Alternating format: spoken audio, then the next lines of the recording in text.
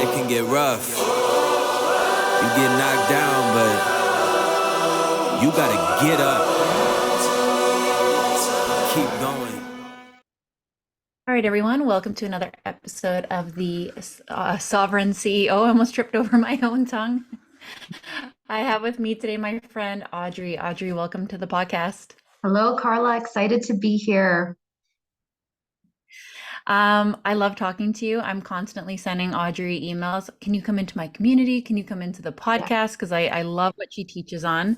Um, we have some mutual friends, but I guess the way that I found you was through Quantum 11. For people that don't know hmm who you are, can you give them just sort of the Cole's notes, a brief intro into what you're currently doing? Yeah, absolutely. So my background is in corporate finance and asset management, spent over 20 years in that system with really big multi-billion dollar clients, being in, tech, healthcare. You may recognize one of them, Pfizer. And so, probably about 15 years ago in that space, I already felt like I wasn't aligned with it. But one of my dear mentors told me, Audrey, you're in the system to learn the system, to break the system. So then fast forward, 15 years later, and then the world happened, COVID happened. And it was just right after winning the 20, or sorry, being nominated. It was in my category that I won, but nominated overall in the grander group of women, 2019 Women in Finance across Canada. And so 3 months after that, COVID happened, shut the world down, and just found myself amongst, like many others in this kind of soul searching phase of their life where, okay, I'm either going to continue doing what I'm doing, or I'm not. I'm going to take the red pill, take the blue pill. And of course, I took the red pill, and that really very quickly made me do a complete 360 on my life in terms of how I wanted to deliver what I find really fun, the finance and the spreadsheets and all that kind of stuff into this next chapter. And where I used to serve companies that I'm not aligned with at all, I wanted to bring that to the individual investor, to the mom and pop shops, to the companies, the freedom fighters that really were deserving of it. I lived in downtown Toronto at the time and saw 60% of the businesses around me just shut down. And so, what I did in 2021 July, I quit my career, just cold turkey. I had no plans other than I needed to serve in a completely different way. So I found myself just kind of pro bono going into the mom and pop shops, helping them with their finances, their balance sheet, their cash flow, their profitability levers, and from there, Quantum 11, which I was already working on a year prior, really started to take shape. And Quantum 11 is my coaching service in which I help individual investors and the small medium businesses not only financial plan but wealth plan, because when we think about wealth, it really truly is an ecosystem. The rich have money, but the wealth have freedom, and freedom is a core value of mine. And like so many of us, we were trying to figure out what wealth meant to us, and it's not just money. We realize it's your access to food, water, shelter, security, community, barterability. Your ability to exercise your charter of rights and freedoms, your ability to homestead and to do all of the things in which keep you a sovereign human being. And so that was kind of my launching pad with Quantum 11. And it's really taking this big, asset management, corporate finance mind and applying those structures, which work really, really well, but to the small and medium businesses that really, truly need them in order for them to stay profitable, to scale, to feed their families and their communities. So that was the basis in which Quantum 11 was born. And it continues to grow and evolve, as we were just speaking about earlier. Well, I just feel so blessed that I was able to find you, that I get to call you a Mhm. friend, because part of my awakening journey was understanding the importance of money, but I didn't know where to turn. The Mhm. people that I would have gone to for financial advice in the past, I no longer trusted. The people at the bank would refuse to even admit that we were um heading into a recession, for example. Yeah. So I didn't know Yeah. who to trust. But then there were people on the flip side that were really black-pilled or doomsday, and they were a little too on the fringe. Yeah. So I Yeah. found myself just like looking everywhere, like talking to the Bitcoin people who believe that Bitcoin is the only answer, and if you do anything but Bitcoin, you're crazy.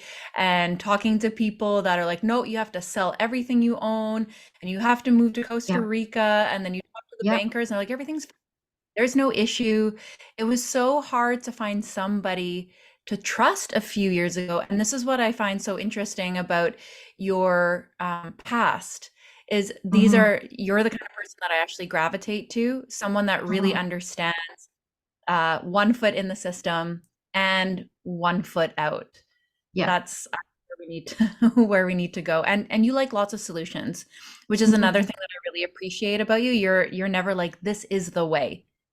Yeah, yeah. And that was the whole premise with Quantum 11 is that I built it based on, not projecting my beliefs on someone else's journey. And so even though, I was fully awake to everything that was happening, and I did have a soapbox of what I believed in, whenever clients would come to me, I would see them in their journey and became that bridge for them. So if, for example, they were in the system with RRSPs, with their liquidity access only in one of the 5 central banks, where they had no assets outside of the mortgage. How do you bridge someone like that into this world where the banks are failing, and you got to get your gold, you got to get your crypto, you got to start your own business? How do you bridge that? That's a huge jump, that's a huge leap to take. And so I really took a tender approach, with really understanding where they were, but then little challenges to say, okay, is this a sovereign way for you to be? So if you are in a bank and you're only in a bank, is there another way for you to maybe diversify your liquidity so that you're not just stuck in the bank? And if you want to stay stuck in the bank, that's okay. And when I say stuck, I mean if you want to, continue to transact with the bank, that's okay. But let's see if there's other open channels for you, so that if in the event something does happen, then you have access to your money in a different way.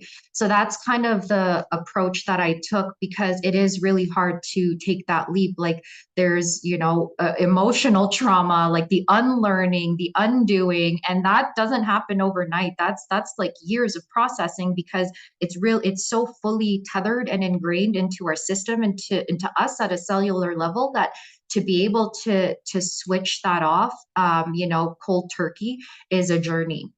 So it's not that easy. But yeah, I also found that because it's a journey, if there was someone who was, ready to just let go of it all, and I was one of them. I did leave Canada. I moved to Costa Rica. I got rid of probably 80% of my banking in Canada. If you were on, further on that end of the spectrum, then how can that be serviced as well? Because just because you leave Canada doesn't mean you don't face those things in another country, Mm-hmm. because it is a global initiative. So, that's another veil that needs to lift for people, is that they can't run from it. They have to know that it's coming and how to participate in it. And I've used the example before, where it's a playing field. It's like if you imagine a soccer field, it really is a playing field, where on one end of the spectrum, unless you're going to be completely off grid, then you're probably going to participate in some of these systems. So if one end of the system or one end of the playing field is completely off grid, you're in the jungle, you're homesteading, you're bartering everything, nothing is in the system. And then on the other end, it's the smart cities, it's the QR codes, it's the cryptocurrencies. Where in that playing field are you comfortable with participating in? Because with me, with my parents in, 20 minutes outside of Toronto, where their city is becoming a smart city really, really fast, I'm okay with participating in that to be able to see my parents. But with that said, I also have a life in Costa Rica in the jungles. So that's how I maintain my balance. And we all need to become better at money. I mean, this has been my own personal Yeah. journey the last few years. It was interesting. We went to church this weekend, and Mm-hmm. the verse that they were talking about was to those that can't be trusted with little, I'm going to butcher the verse, but if you can't be trusted with little, how can you expect to receive much? Yeah, And they were it's talking true. about money and responsibility and being able to manage things. So if you are untrustworthy, if you don't know how to use your money well and with integrity and put it to good use, you're not going to be given much. And I can think of so many people in this community and every community that has really warped mindsets around money, but also their ability to make money. And right now, practically, people are getting really scared and Mm-hmm, worried about money because everything's getting more expensive. It's very practical. But mm-hmm, when they leave from that place of fear, we start to get out of integrity with money. Because when you are fearful, when you are stressed, then mm-hmm, things start to get disorganized. They start to get a little chaotic. But mm-hmm. as a business coach, what I've noticed too is then people start looking for ways just to make money and they take their attention off of the product or the service or the solution. Exactly. Now, like I can make this and it'll cost this much and I can sell it. That's where things start to get messy and we start getting out of integrity. So I love Totally. that pulling in the mindset. Like you said, it's going to take a while to heal some of these things, Mm-hmm, trauma, your ideas around money. Let's go back to like the beginning. mm-hmm, What made you want to choose a career in finance in the first place? What mm-hmm. made you go down this pathway? Yeah, so I realized at a very young age that I wanted to be a CFO, and I didn't know what it meant. I just remember being probably around 6 or 7 years old saying, I want to be a CFO. I don't know if I heard it somewhere or if I read it somewhere. I have no clue, but it just put me down this path. And I don't know where that started, but the momentum behind it, and I had to do like almost like a past life regression to understand like where does this need to provide come from. And it brought me back to that age where I'm the oldest of three, and my mom said, you're the oldest, you take care of everyone. And so, back 300-400 years ago, our survival tool was the bow and arrow. Now it's money. And so automatically I thought, okay, well, I got to make more money. I got to make money. I got to take care of my little brother and sister. And that has actually followed me through life. And I awoke into that probably a few months ago with just this like insatiable need to provide. And now it's all starting to come together as to why I chose this path. I do love it. I do love it, but there are things about the system that I don't love. I don't love that it is built on a system to keep people in the dark, to siphon people's energy, to make them feel like they have to continuously chase this material possession that actually means nothing at the end of the day if we actually don't put value on it. Because when we, on our deathbeds, we're not saying we wish we made more money. We're saying we wish we had more time to spend with loved ones. We wish we had more time to spend on our creative pursuits. And so we spend our waking lives trying to chase this thing that is actually a weapon to keep us in the dark. And so now I think, okay, Audrey, you've been in this system, you've learned the tools, you learned how it scales, not on just, small, medium business level, on a global enterprise level. Like, how all of this scales. Can these tools be used for the light? And I absolutely think that they can. And so, but it all starts with us finding that inner power within ourselves, knowing that we can also find the value within ourselves to then use those tools to scale more of who we are. And that's how the system, gets beat. That's how we win and they don't.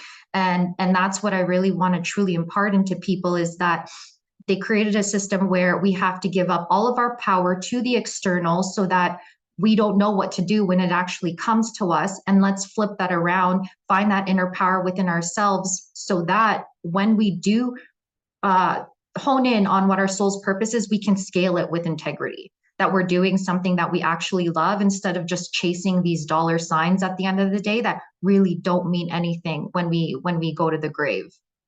Did you know that in the beginning though? Like when you first started working in finance, did you No. have these same opinions?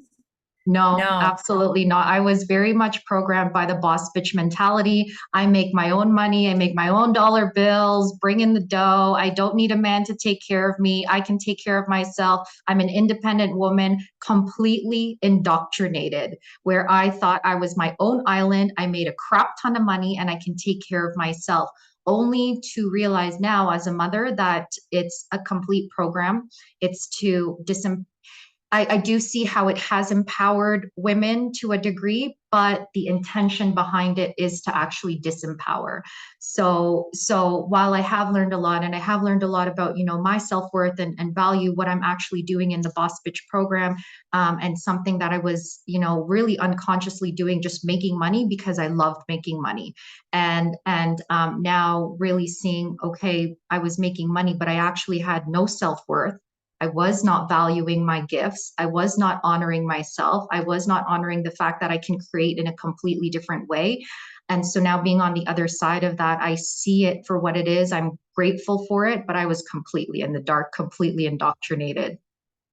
So it was more just making money for money's sake, climbing the ladder, like just achievement, like let's just see how high I can make this thing go, Totally. which when you were working with corporate clients, that's also how you would probably have to think, right? Like if you have a Totally. client like Pfizer, you're like, all right, how can I make this company as much money as humanly possible?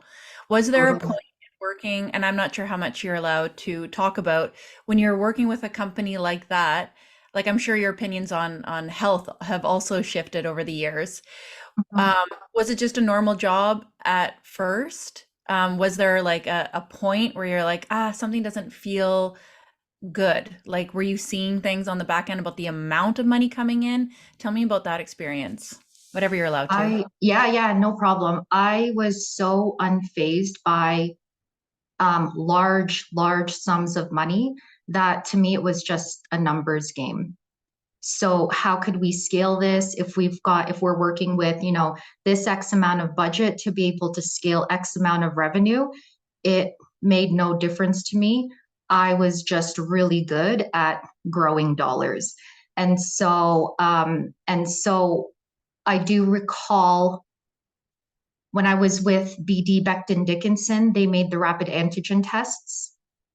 So I was with Becton Dickinson, and I remember being in a meeting with the president at that time. This was years ago, and there was this product that helped people with AIDS, and he said, why is this product line down?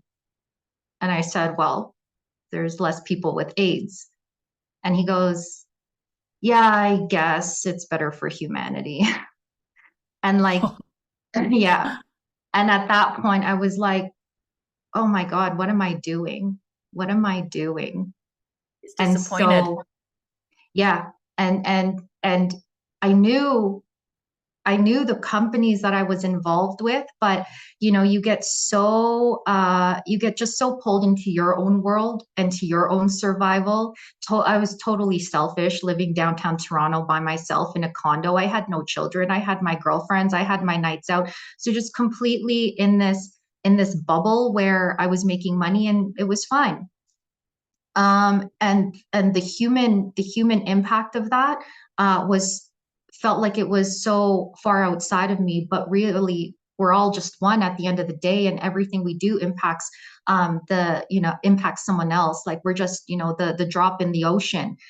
So whatever ripple we create really does amplify outwards. But back then I was not even open to that. I was not aware of it until I went to that meeting, and that probably was 7 years ago, probably about 7 years ago.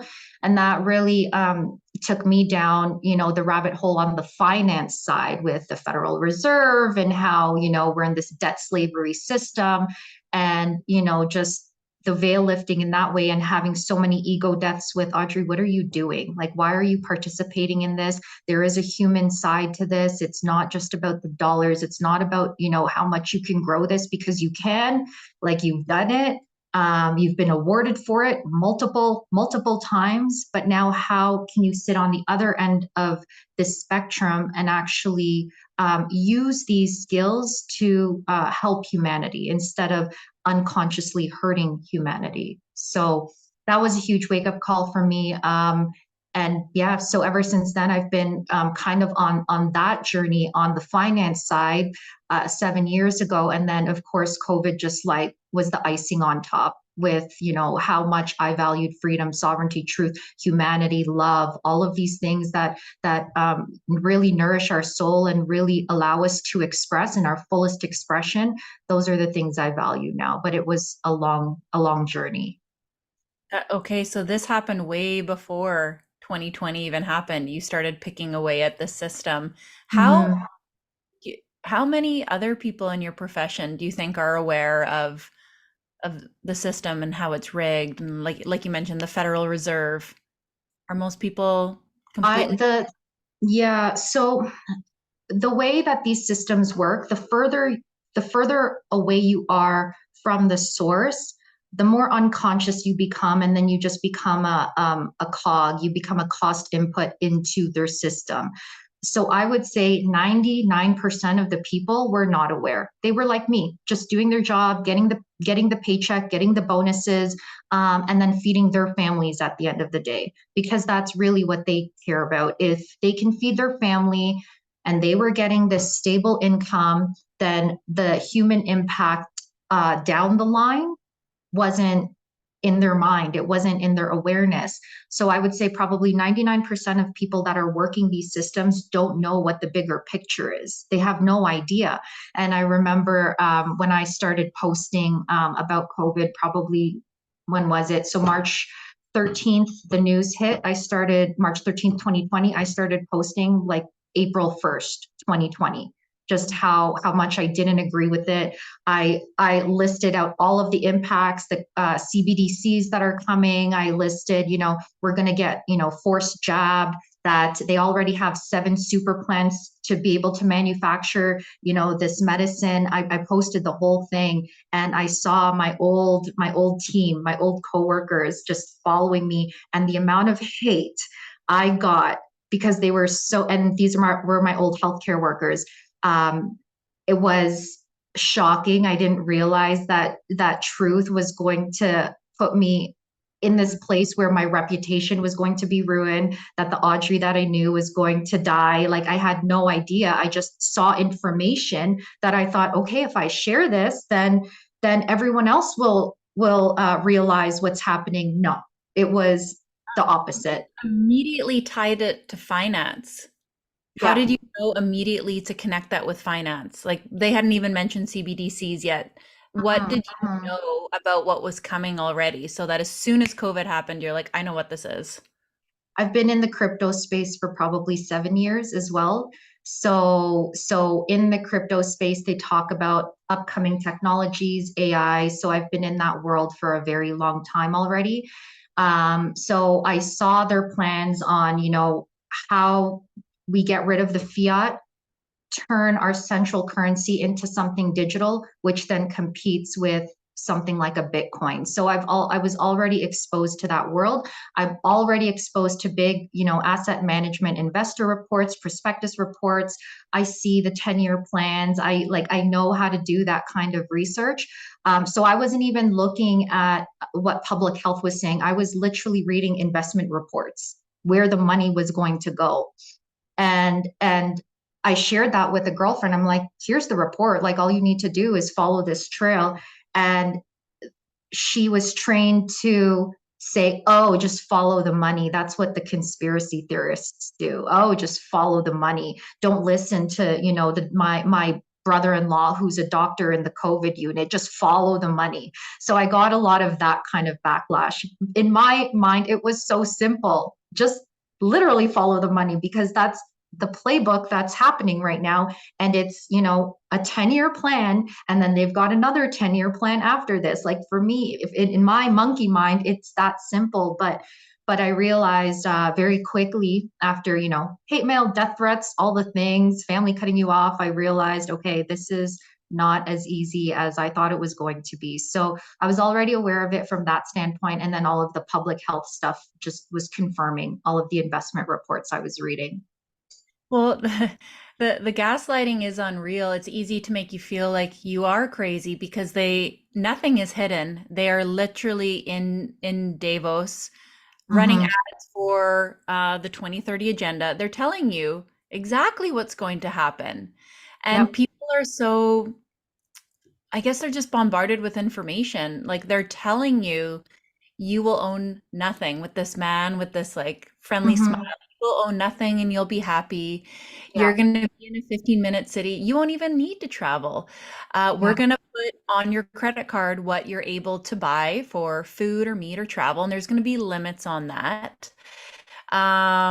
We're going to like it's so outrageous that it's hard to believe it even when they tell you exactly what's going to happen.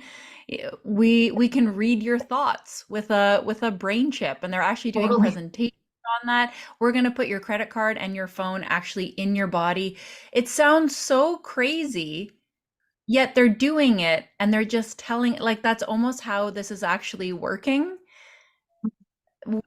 We hear it and it just kind of goes right over our heads because we're like, no, Yeah. there's no way. They're telling Yeah. you. They're telling you it's the way spiritual warfare works. So I am going to go there. Yes, But with, please. in spiritual warfare, the way that anything can enter your mind, your body, your vessel is through consent. Mhm. So if they show you and if you participate, then you're consenting. Yep. When you sign those banking papers and you don't read the fine print, they tell you exactly what's happening, but you don't read it, but you sign it, so you're consenting. So everything with this rollout, with the implementation of anything that happens, is by your consent, whether it's unconscious or conscious. And they've been so successful at it because our consciousness has been chipped away at generation after generation after generation, to the point where people don't know the power within themselves. And so if an external authority says, it's this way, then we're easy to say, yep, that's right, because that's the way things work, and it's coming whether we like it or not. And I'm just, I just want to live my life. I just want to, sit on the couch, watch TV. I want to spend time with my kids, and nothing wrong with that. But for some people, it's going to trigger them in different ways. And so for a lot of people in the freedom community, it's triggered them in such a way that a light has been, lit. The spark has been lit, and there's a fire within them that's saying something needs to change. So I'm going to actively not consent by building something completely new, and people will consent to this system instead of the system that they're trying to force on the rest of society. So whether the person is exposed to someone in the freedom space or someone in the AI metaverse control space, they have to choose, they have to consent, because that's how these things work. So it is very spiritual, it is very conscious. It is about consciousness. That's what they're trying to replace and replicate, is human consciousness. It's the most intelligent thing on this planet, and they're trying to replace it with AI. And when you think about all the Zoom calls that we've been on over the last few years, how much data they're able to harvest from these Zoom calls. They have our biometrics, they have our voice prints, they have the way we act, speak, think. They have all of that now, and so all they need to do is replicate it. And being aware, being aware of that is where the empowerment comes in, because when you're aware, then you can make different choices. So for example, do I use ChatGPT? Yeah, I'll use ChatGPT to streamline the stuff that I don't want to do, that I don't want to work with, like emails, for example. But what it does for someone who is conscious is that it just elevates their performance. For someone who's not conscious as to what's happening with the transhuman agenda, it's just going to replace them. And that's where it's sad, because humans cannot be replaced by robots, but we're seeing that there is that population where it can be, and it's easy to do it now. So we've seen how easy it is for people to just comply, and in complying, they've given up their consciousness, they've given up their sovereignty, and so with that, that's the population that you just kind of love from afar, and you just have to keep building your own thing, because it will bifurcate. We will have these parallel universes, and that's okay. I've come to peace with that. I was really angry about that before, but I have no more anger in that. I have peace, and I'm like going to build my own thing, and that's how it's going to play out. That's a really interesting example with Chat GPT because I do the same. I'm very aware of where this can go. At the same time, it's here to stay. So I use it for redundant, monotonous activities, emailing. Let's say I'm running a workshop, I'll use it to help me organize my chapters, but Yeah, I would never let it write the workshop for me. And that if you're totally. not conscious and you let it, because it could write you the book, it could write you the workshop, and you're like, well, this is easier. Well, what happens if you do that? You get dumber over Yeah, time. totally. So it's my assistant, but it never does the work for me because I want to continue to stretch and grow my intelligence, which can never happen if I'm always outsourcing to a computer. I was listening to, oh, Hmm. I can't remember his name. He's on Trishwood, and he was talking about this slow agenda to make people weaker, dumber, and more compliant, that it started with the mask. So you were taught that your immune system is insufficient. You can't go outside even without a mask because your immune system is insufficient. Yep. Then your that we were told, don't do your own research, only trust the experts. So don't even think, don't dare, like, do not try and think. Let Yep. the experts tell you. And he talked a lot about the iPhone. And he said, if you're trying to remember an actor's name, instead of just spending a little bit longer thinking about it, you just go to your phone and look it up. Or you're trying to figure out Yeah. directions, immediately go to your GPS. He said, it's making you dumber. And Mhm. with the future being what they want to create, being 15-minute cities, this is the scariest thing he ever said. Like, I know this, but he just put it together so well. Our children will never miss the world because they never actually were a part of it. They're Yeah. so consumed by their devices, they're going to be happy to live in um, this AI world. They're going to be happy to stay in their 15-minute cities because they never lived in it to begin with. And Yeah. more and more, I find myself distancing myself from my devices, which is hard because I create digital businesses. Yeah. Yeah. But again, consciousness, right? Being aware of what these do to you, never letting them get the best of you, using them intentionally, which is hard because they're also very, very addicting. If you don't see the bigger goal, you will just get sucked into the ease of it, which is you're just building your own prison over time.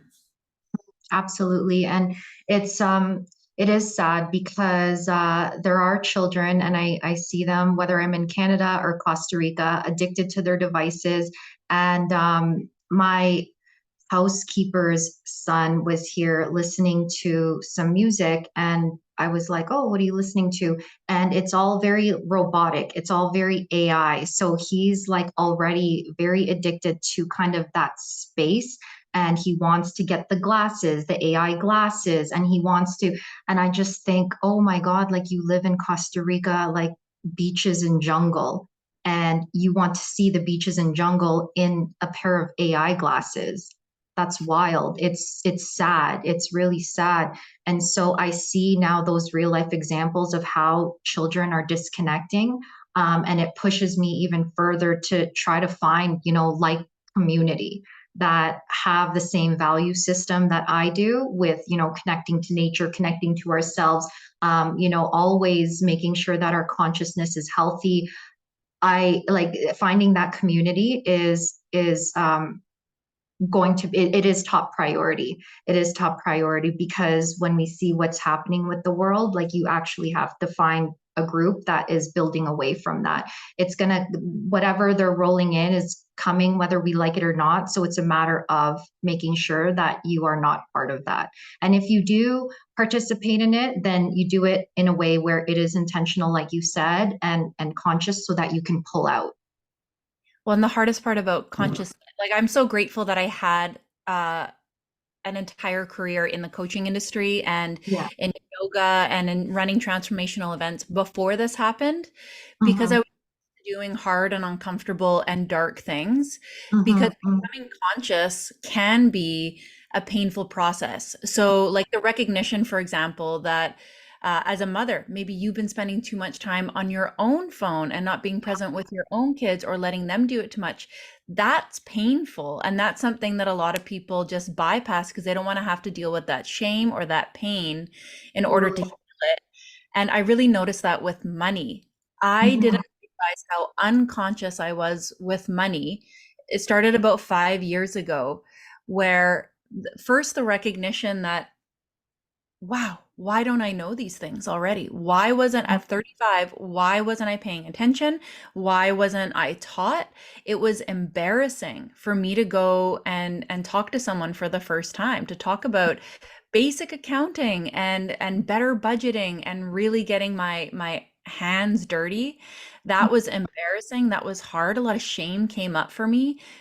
So that process of awakening was kind of painful. Not only the system and how that's rigged, but my own behaviors and patterns and beliefs around money. That wasn't fun. That wasn't a fun process. But now on the other side, and I'm still working through a lot of things, Yeah. well, now I can actually create solutions. And this is where a lot of people are getting stuck, right? They're Mhm. 30, 40, 50, and they're like, what?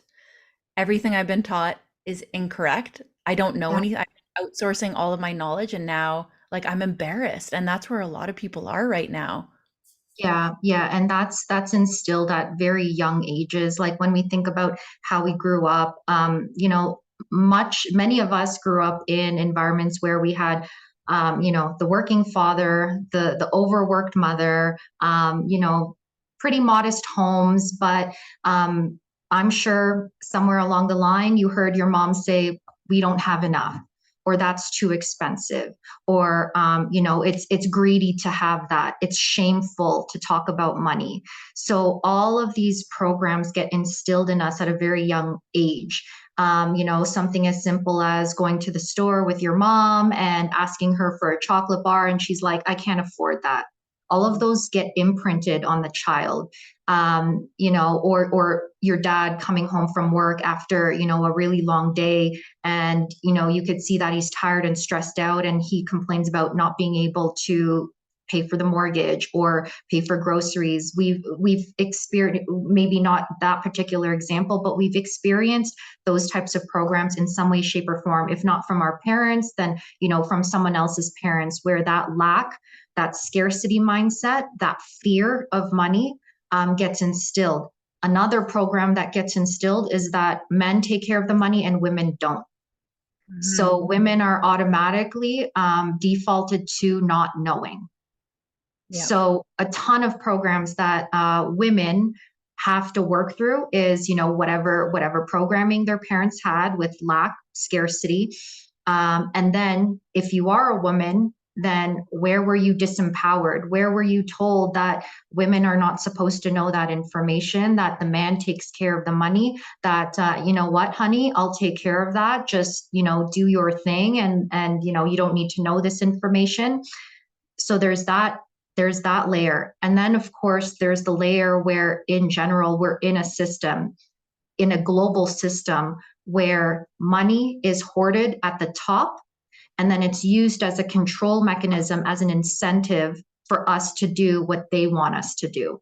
So you work for a multi-million-dollar company, we want you to do accounting for 40 hours a week, and we will pay you $15 an hour to do so. And Mhm. so those are disempowering systems at the corporate level, at the business level. And then on top of that, there's disempowering systems at the government level, at the global levels, where they create these interest, inflation, and monetary decisions, where they say, you know what, we're going to give Canada X amount of money, we're going to give China X amount of money, and all of these countries will operate on debt. And in order for them to maintain that debt, we either have to raise interest or raise inflation to the people so that they can pay for our decisions. So in so many ways, we are disempowered, and it's being able to work through those layers, not only on an inner level, but who outside of you started to disempower you, to put you in scarcity, lack, and fear. And once those blinders come off, it's a game changer. It's a game changer. And one of the fastest game changers is, and this is what I've found in my sessions with clients, is to ask them, is your fear true? And if it's not, then are you ready to do something about it?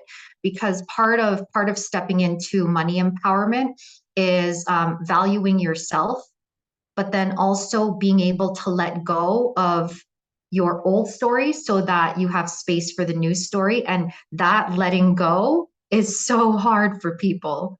And I wish it wasn't. I wish it wasn't, because it's the identity that they're attached to. Like if I was attached to that old boss bitch mentality, I make my money, I don't need a man, I don't need anyone helping me. I would never be in Costa Rica running my business, raising my son, supported by like-minded entrepreneurs like yourself with community who want to build outside of that.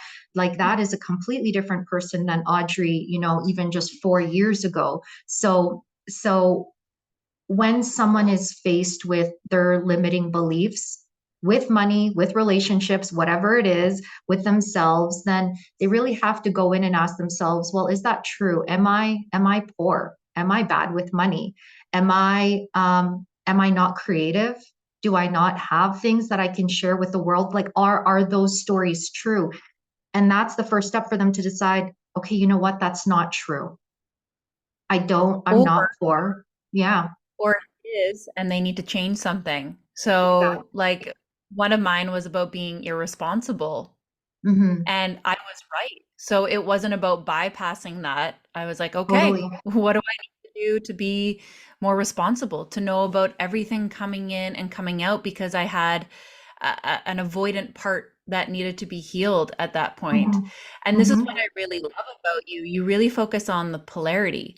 You start with the mindset and the energy, Mm-hmm. because if your mindset is incorrect, if you have incorrect beliefs, if you have all these stories that you haven't actually dealt with, then Mm-hmm. you can't go into strategy and spreadsheets and all the things, because your belief system will continue to derail you.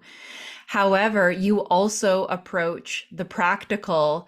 All right, now I'm going to teach you about the investments and the spreadsheets, because you need this too. And we spoke about this before we started recording today. In the spiritual bypassing community, or we'll just say like the spiritual community, Yeah. that a lot of them are bypassing the masculine energy that's also required. So we don't want to just be in the boss bitch hustle spreadsheets all the time. That's Yeah. not where we live. But we also can't live in the I'm going to avoid my responsibilities. I'm going to avoid the trauma around money that I need to deal with. Like, we also have to learn habits and systems and things Totally. that might not be natural to us. Like when you started bringing this, you're like, I love spreadsheets, and you started bringing them into Quantum 11. I was like, oh no, here we go. You know what? Like, that was part of my being responsible and Yeah. organized. Yeah. It's Yeah. and beliefs and visionary and healing and masculine energy, clarity, systems. We need Yeah. both to We actually need both. be wealthy right now. We absolutely need both. And I love that you said that about, if it is true, then, you've got to pull your socks up and face it. The only way out is through. That's Yeah. it. The only way out is through. Like there's no, beating around the bush, trying to avoid yourself. Like you will follow you around wherever you go. So the only way out is through. And sometimes if we can't do it ourselves, that's when the tribe comes in. That's when the coaches come in. That's when, we're here to nudge you into better habits. But at the end of the day, it's you that needs to go through it.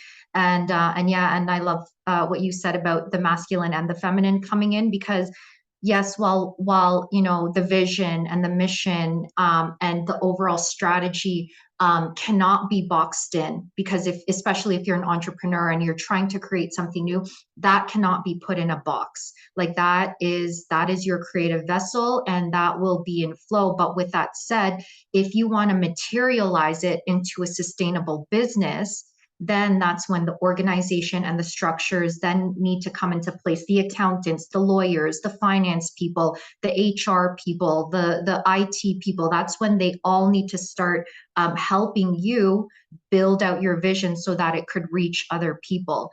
And it's because we are, we are these souls, but we're in this physical vessel on this physical planet. And that's where a lot of spirituality, like the new age spirituality, does not resonate with me. I cannot just live up in the clouds. I have to come back down to earth. And with earth, there are systems that you need to execute. And that includes looking at your banking, looking at your taxes. If you're not going to, completely become a sovereign person, because there is a legal way to do that as well.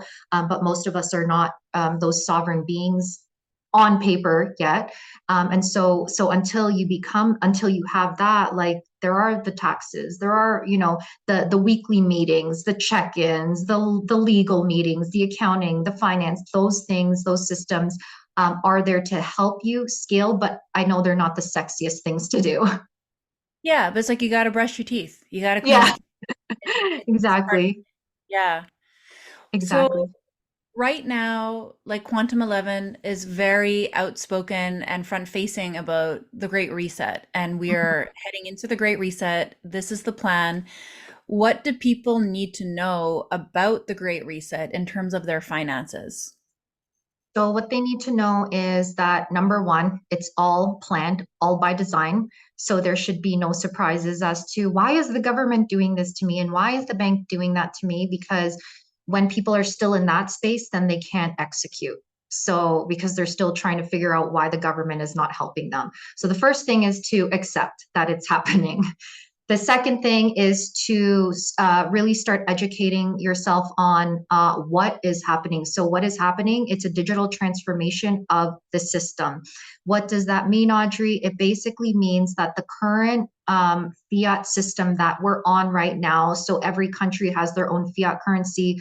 We know the Canadian dollar, the US dollar, Australian dollar, the yen, the Cordoba, the colones, wherever country you are living in, you will have your own fiat dollar that is used to transact, to buy, sell products or services. That money is controlled in a banking system, in the central banking system. In the central banking system, what they are trying to do is turn that money, which right now can be in physical, bills and coins, or in the form of a debit card. They're trying to create a digital version of that.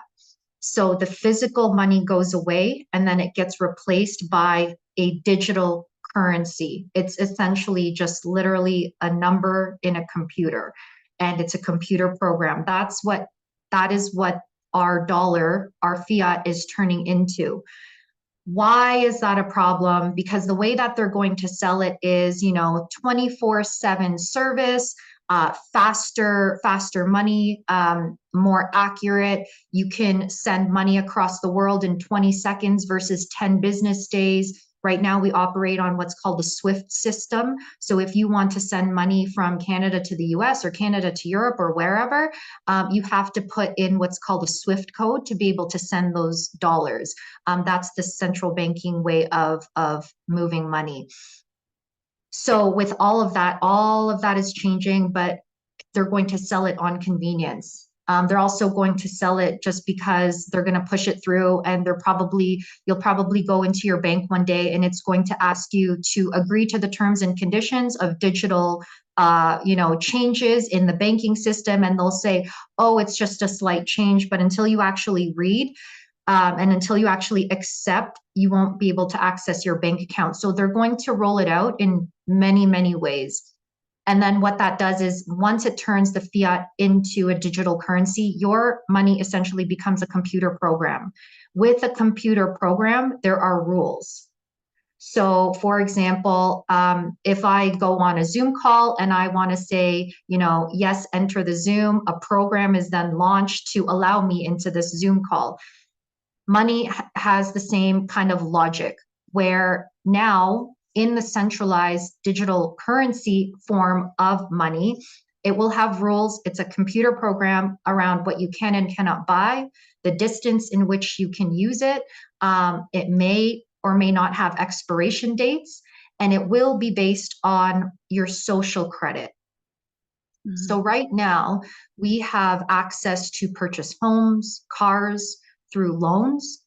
And right now, our ability to get a loan is based on our credit score, which is our ability to pay on time, and the income that we receive.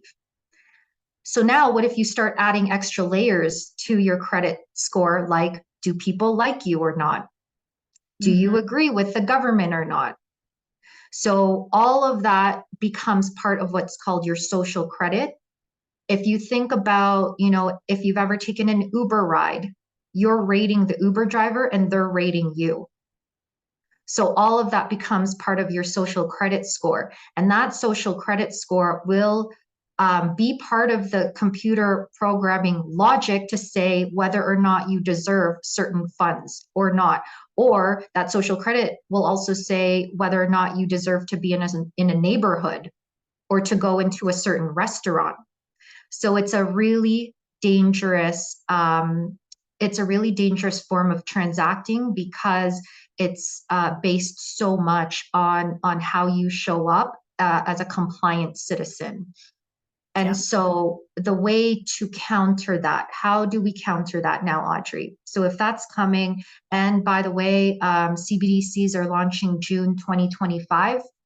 So that I remember 3 or 4 years ago now, I was on LinkedIn and I already saw job descriptions for cryptographers for the Bank of Canada. So the Bank of Canada 3 years ago hired cryptographers to start coding this digital money.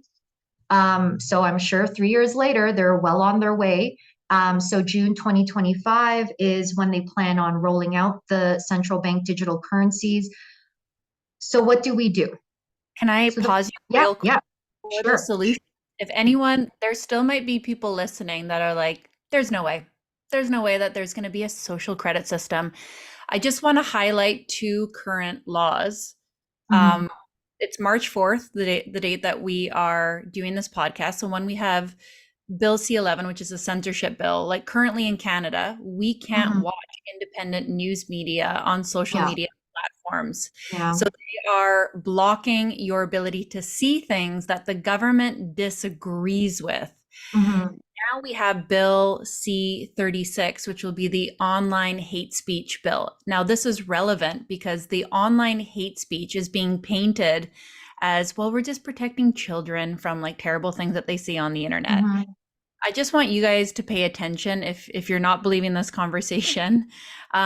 Notice that online pornography and things that actually really hurt children, like the permanent medicalization of children, for example, that's still going to happen. You're going to still see that stuff on the internet.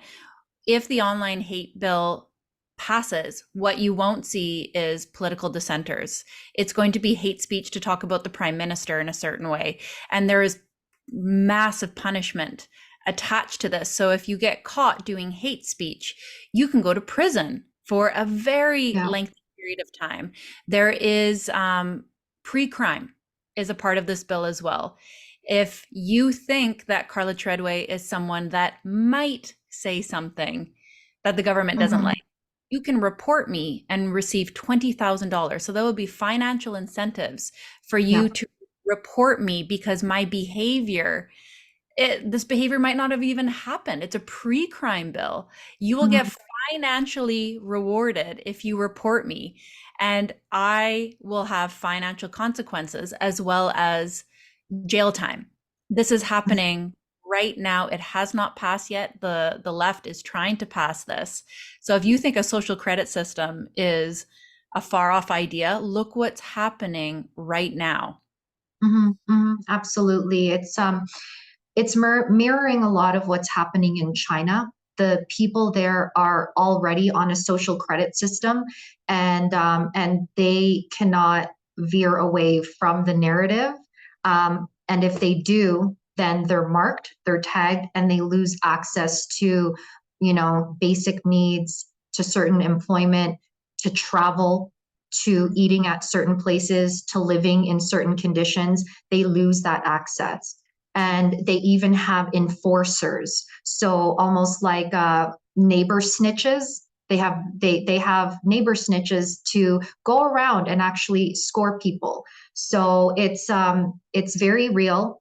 It's not fully rolled out in Canada, but we've seen what happened during COVID, where literally our own family and friends, were really quickly kicked us out of certain, gatherings because we didn't agree with, the overall narrative. So that to me is a really scary place to be in. It's a really sad place to be in. And with these rollouts of the social credit system, and as it relates to the financial system, it's all about adoption, but of course the way that they implement is very forceful. So you will see much of the population adopt it.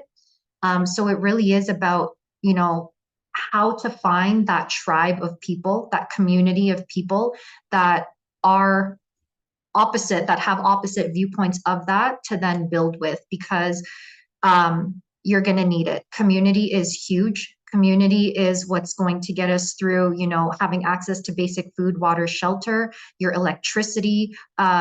And then it's community that's going to start building their own systems, whether it's, homeschool, their own, access to certain healthcare alternatives.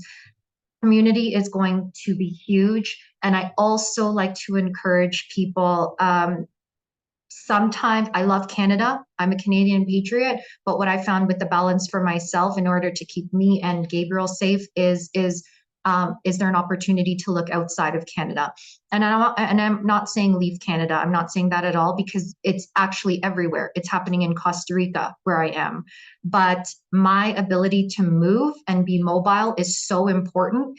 And another solution is having access to multiple bank accounts, having access to multiple passports, having access to multiple food sources outside of your current local community.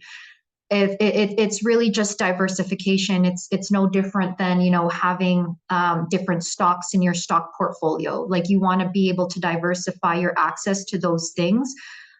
If in the event that things go sideways, and I don't want to be a doomsdayer, because I really try to be on the lighter side of things. I want to be more proactive as opposed to getting sucked in by that, because you can easily get sucked in by that. But at the same time, I'm fully aware of what's happening. So How do yeah. you stay positive? How do you stay positive and forward thinking, knowing what you know?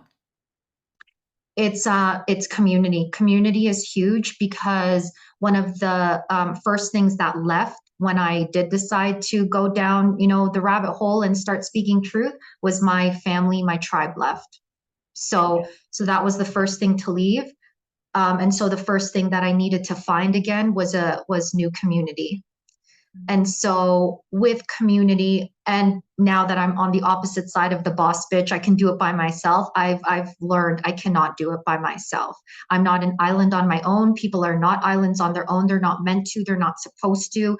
We all have our unique gifts that we're supposed to share amongst each other. And so really, it's finding that safe space of people to be able to do that with. And when you have that safe space of people, that belonging, then you can start, building on top of that. Okay, everyone is together now. We're on the same page. We know our roles. Now let's, help feed each other. Let's make sure that we're all healthy. Let's start educating each other. And then you just move up the, Maslow's hierarchy, or the chakra system, whatever you want to call it. Then you start moving up, so that you can always maintain that you're safe and secure in those basic needs areas, in those relational areas, so that you can stay creative. And that's where I've found my safety, my peace, where I calm my nervous system, is having the right people around me.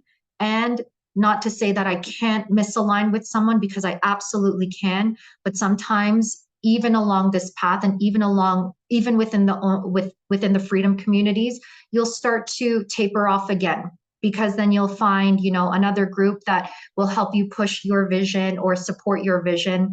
And so it's just really people. And then within the people, then you can start talking about ideas and solutions. The reason why they closed restaurants first during COVID is because restaurants and taverns are where people used to gather and create solutions back in the day.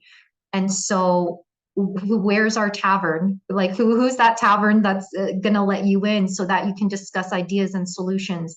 That's going to be critical. That's mission critical because we're not an island on our own, especially with the stuff that they're rolling out. Mm. I was like tearing up when you said community. I've been having a spiritual smackdown this week, and it's been all about community, all Yeah. about community, because I think a lot of people who have experienced this awakening and the awareness, we've been keeping people at arm's length. Like we might have Yeah. some online communities, we might have like a little bit about it, but many people are very protective right Yeah. now. And they might be stuck in that I can do it all alone. We can't. Mhm. We can't. We will get burnt out. Yeah, we're not meant to do it alone. We're social creatures, and the firmer you stand in your truth, the people do come. They do show up. I was so embodied in my truth when I was in Canada, but I was so alone. And when I left, I found a tribe of people who were on the exact same page as me. Maybe not the exact same page, but we didn't have to talk about it anymore. Like Yes. we just knew what was happening. So we focused our time on solutions and, what are your skills? What are my skills, and how can we now share them together so that we don't have to go through what Canada's going through? So when you find that community, you don't have to talk about that stuff anymore, and you can heal together. Like you can talk about it in a healing sense, not from like an anger and, oh, this is what's happening and I can't do anything about it. No, there's channels for solutions, and if you do find that you're being redirected into another community, it is for your highest purpose. It always is. It always is, because you attract not what you want, you attract who you are. So things will show up to show you yourself. And if right now community is showing up for you, and with you as a community leader, with Sovereign CEO and everything that you've created with your business, you're being tested to get to that next level of community and community leadership. And I like to say, new devil, new level. Like every time we try to get to that new level, we're gonna be tested and pulled back, and it's going to test us on how badly we want to get to that next level. Because the thing with, and another reason why I don't resonate with New Age spirituality, and why I resonate more with Christ and Christ consciousness, is because in New Age spirituality, you're feeding a lot of your desires, your temptations, you're in flow, there's so much more to that, of course, but there is a lot of bypassing where, with Christ consciousness, there is discipline, there is humility, and there is staying humble. And so when we do up level, we will be tested again to bring us back down. But it's a matter of having that that grounded, that really strong foundation, and then taking inspired action to move forward. Because when you're called and when you answer that call, you will get qualified. Just like how we qualify clients to see if they can work with us, we get qualified along our path to see if we can handle it for the next wave of people that we need to inspire. Mm. And Mm-hmm. surrender. I'm hearing And that surrender. in the spiritual community, it is I am God. Well, now you're the island again, where with Mhm. Christ consciousness, you are doing your best disciplined action, but at the Mhm. end of the day, you're surrendering. Yeah. And what a beautiful idea right now, because the thought that you personally have to take on the world, the Great Reset, Klaus Schwab, is Yeah. an endless mountain of misery.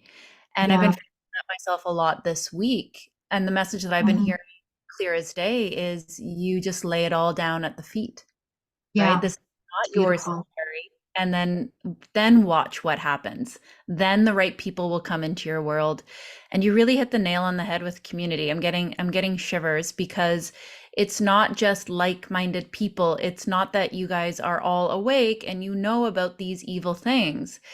the Mhm. right community for you at the right time will help you heal and move forward. You're not commiserating together. You're not scaring Totally, each other. You're not hanging out to talk about all the scary things. You're totally. carrying each other forward. 100%, 100%. And that's the alchemy is, you know, we were asleep on this side, we've awakened to this side, and now the pendulum is swinging and the alchemy is somewhere in the middle to say, okay, how can we meet each other regardless of what your views are to be able to help each other and move forward from everything that's happening. And I love what you just said there because I think about you know, my housekeeper. She's like family now. I love her to death. I wouldn't be able to do what I do without her. But you know, she's triple jabbed. She's triple jabbed. She's jabbed her son, and she's the most beautiful soul, and she helps me do what I need to do on my mission. And so I'm at the point now where I see where people are at. I'm not better than them. I'm not worse than them. We're just on different journeys. And you know, she has come into my life to help me as a single mother because she's also a single mother. So it's not that she doesn't add value because she's jabbed, even though Audrey 3 years ago would have been like, oh my God, absolutely not. Like, I'm not having that in my house. That is a big no-no. Now I'm at the point of alchemy and really just, okay, who is that community, whether we're on one side or the other. Our common goal is to help each other because we're human and we're here to help humanity, and we're not here to, you know, be sick, poor, broke, broken, alone. It's not natural. Mhm. I love Mm-hmm, that. mm-hmm, mm-hmm. So, if people want to work with you, I was going to ask you, like, well, what should people be investing then to protect their money? I'm not even going to go there because I know the way that you work with people and you don't tell anybody what to do. You get to know them, you get to know what their goals are, like what Mm-hmm. pathway they want, and then you just help them uniquely get there.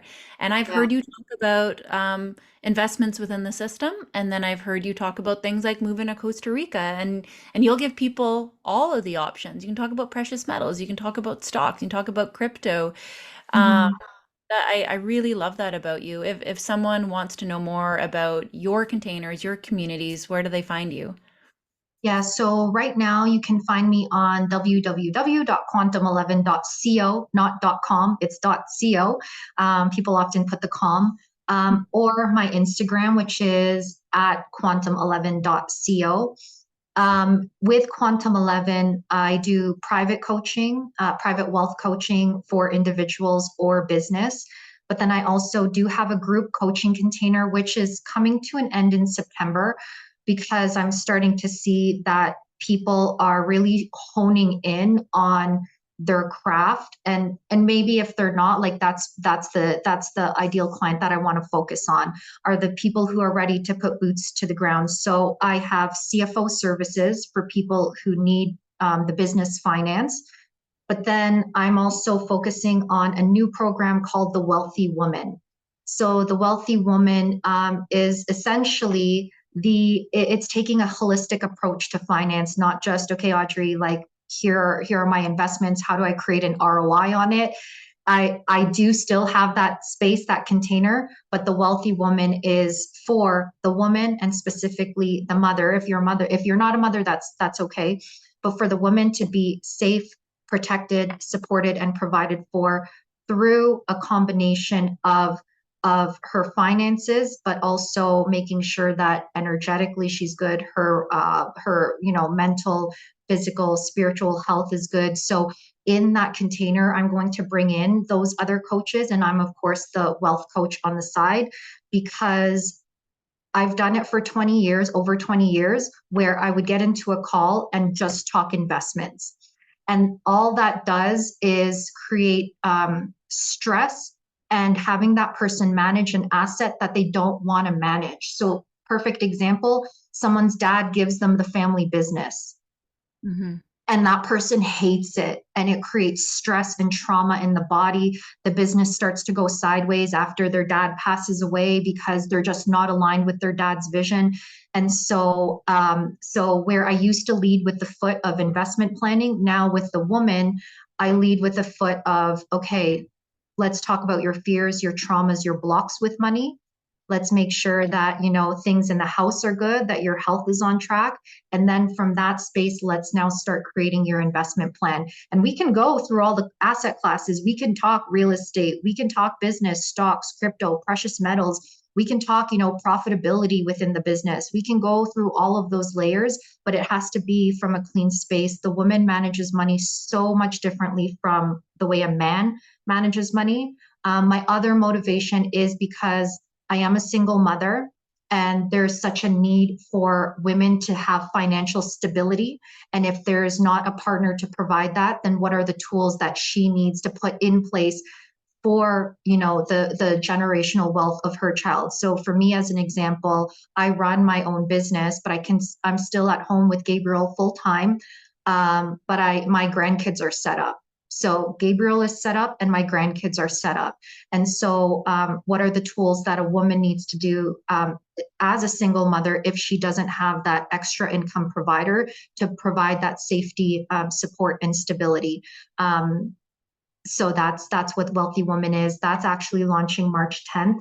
But outside of that, CFO services for small, medium business, and I still have that group coaching container. I love it. Thank you so much for coming. I'm sure I'm going to have a ton of questions here from the audience after this podcast. So we'll have to part 2, part 3. Just keep bringing you back. Yeah, I'm here for it. I think I'm with you tomorrow as well with the group. So yes. Looking forward to that. Amazing, Audrey. Thank you for your time. And everyone listening, I'll make sure that the links are in the show notes so you can go and follow Audrey and go learn from her. I'm in her Quantum 11 coaching group right now. Highly recommend. So much value in there. It's incredible. The not only the coaching, but the tools. Like, these are the tools that I always wish I was taught in school and just never had access to them. So yeah. Definitely a ton of value in that group. If you are looking to improve your finances right now, I can't recommend that more. So definitely head to the show notes, go poke around. You can ask me if you have any questions too, or ask Audrey. Awesome. Thanks, Carla. So much love. Thank you. Been underground, now I aim for the sky. Don't quit now, you can last longer. All these wounds only making you stronger.